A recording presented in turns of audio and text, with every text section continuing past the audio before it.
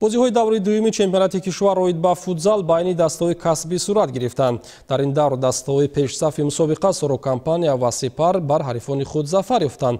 Шарҳи бештар дар гузориши ҳамкорони мо. дастаи футзали Сипари Хуҷанд ки барандаи суперҷоми кишвар дар соли ҷорӣ гардид, дуюмин ғалабаи худро дар миёни дастаҳои лигаи касбии футзали Тоҷикистон вақеъ гирифт. Сипар дар шаҳри Душанбе бар тими футзали Муҳоҷир ғалаба кард. дар нафасҳои нахустини рақобат Некрус Идиев аз ҳайати дастаи Муҳоҷир ба задани гол даст ёфт. бо гузарор шудани 10 дақиқаи дигар аз ин ҳолат Собирҷон Гуляков таносубро баробар намуда ҳисоби 1-1 шуд. дар дақиқаи 15-уми вохӯрӣ Баҳодур Хоҷаев аз ҳайати дастаи Сипар голзанӣ намуду меҳмонон ба пеш баромаданд. Хуршеди Зайниддин дар дақиқаи 23-уми рақобат голи дуюми дастаи Муҳоҷирро ба самар расонида мувозинатро барқарор кард.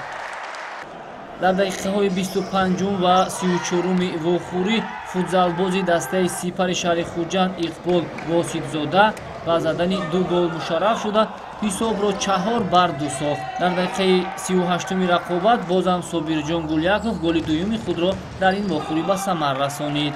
дар дақиқаҳои охири рақобат Некрус Идиев аз ҳайати дастаи Муҳоҷир ҳарчанд 1 гол ба самар расонид, аммо ин барои мусовии даста кофӣ набуд. бозии ин ду даста бо ҳисоби 5-3 ба суди меҳмонон ба анҷом расид.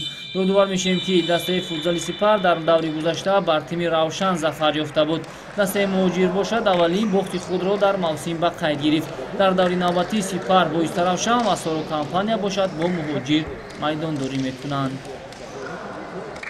агар хато накунам ҳозир пас аз эҳсосот як бора гуфтан душвор аст, бояд бозиро як бор дига тамошо кунем ва фикру ақидаи худро гӯем. аммо фикр дорам ки имрӯз бозӣ ба фикри ман баробар буд ва касе ки ҳолатҳои голзанӣ фароҳам овардаи худро хубтар истифода бурд ҳамон ғолиб омад.